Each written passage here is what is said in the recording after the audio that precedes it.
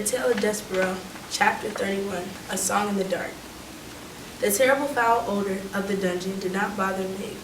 Perhaps that is because sometimes when Uncle was giving her a good clout to eat, a good clout to the ear, he missed his mark and delivered a good clout to Meg's nose instead. This happened often enough that it interrupted the proper workings of Meg's olfactory senses. And so it was that the overwhelming stench of despair and hopelessness and evil was not at all discernible to her, and she went happily down the twisting and turning stairs. "Gore," she shouted, "it's dark, ain't it?" "Yes, it is, Meg," she answered herself. "But if I was a princess, I would be so glittery light-like, there wouldn't be a place in the world that was dark to me."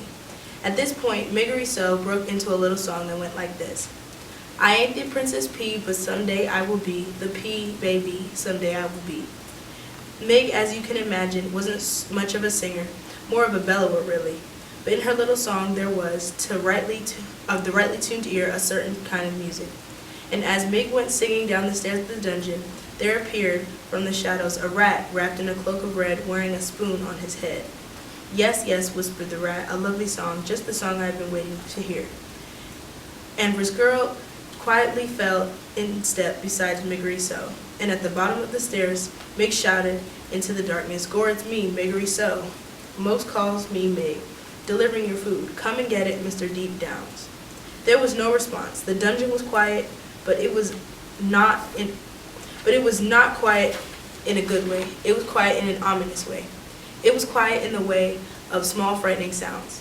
There was the snail-like slither of water oozing down the walls from a darkened corner. There came a low moan of someone in pain. And then, too, there was a noise of the rats going about their business, their sharp nails hitting the stones of the dungeon, and their long tails dragging behind them through the blood and muck. Reader, if you were standing in the dungeon, you would certainly hear all of these disturbing, ominous sounds. If I were standing in the dungeon, I would hear these sounds. If we were standing in the dungeon together, we would hear these sounds, and we would be very frightened. We would cling to each other in fear. But what did Meg hear? That's right, absolutely nothing. So she was not afraid at all, not in the least. She held the tray up higher, and the candle shed its weak light on the towering pile of spoons and bowls and kettles. "Gore," said Meg, "look at them things. I never imagined there would be so many spoons in the whole wide world."